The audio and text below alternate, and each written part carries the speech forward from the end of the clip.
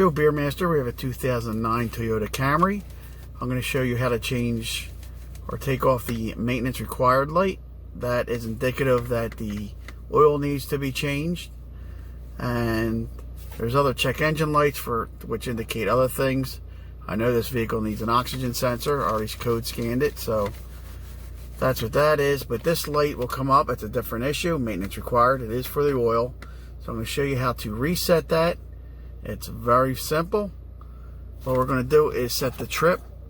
We have the trip button here. We're going to set it to trip A. There's trip B. Actually was on A, but get it to A. Then we want to turn the vehicle off. So without putting your foot on the brake, we want to press our finger on the button and start at the same time.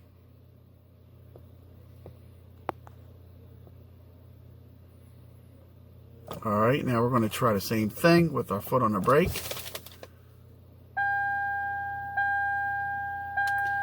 Maintenance required reset mode is complete.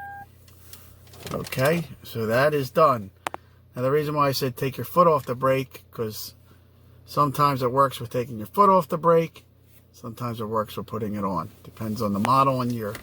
So there you go, Joe Beermaster. Thanks for watching. Please give me a thumbs up and subscribe if this helped. Thanks for watching.